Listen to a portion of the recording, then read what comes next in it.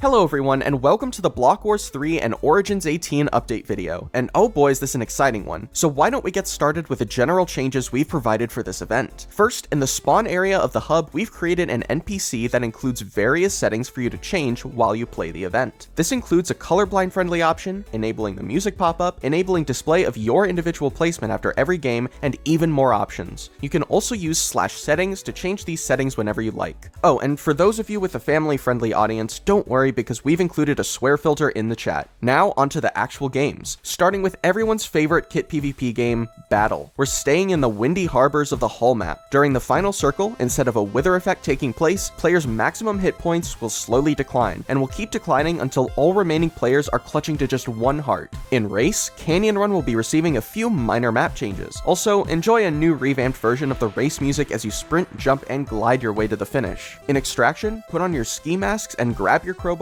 as we're taking you to a brand new map, Vault. This map is smaller than previous maps, and we've reverted back to 5 spawns. This way, there is less risk with splitting from your team. You'll be equipped with bows, 3 arrows, and a sword, while healing and jump boost potions can be found scattered around the map. Also, as an additional gameplay change, extracting times are now significantly shorter, all the way down to 5 seconds, so stay on your toes for that. In Move, wall running will be taken out of rotation for this event. Taking its place, Dropper makes its long-awaited return to the lineup. Joining the lineup will be Tridents, Parkour, and Ice Boats. Tridents will be receiving a few map changes, with Parkour receiving a few new levels. Construction will be getting a massive change, in which you and your team will now have the ability to pick your own plots prior to the game. To select a plot, all you need to do is right-click, but be warned, once you select a plot, you won't be able to undo it. We've also added new builds to the lineup for this event. And now onto our biggest game rework, Sky Zone. Starting with the new map, we saw how much you all loved the crates in Battle last event. What could be better than crates on the ground, but crates in the sky? Introducing our new map set, Construction.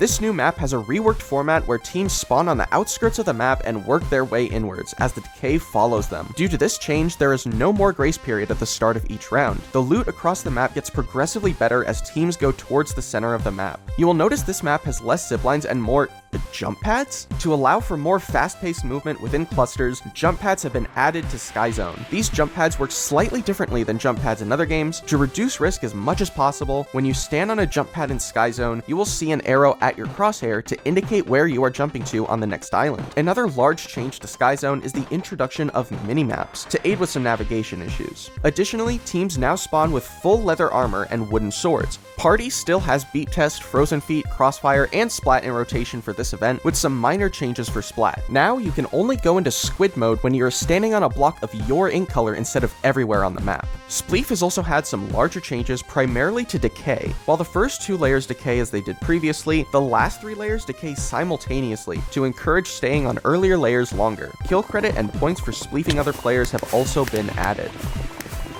Additionally, during the 3rd round, you can no longer rocket jump with your bow, but you instead have an item called a supercharge to aim at your feet in order to rocket jump. Your supercharge has a cooldown of 5 seconds, so make sure to use it wisely. And finally, for bridges, more time has been added before the game begins and between rounds for both teams to strategize. And with that said, we gear up for the most exciting Block Wars to date. We hope you all enjoy it, whether it's as a tester, player, or viewer.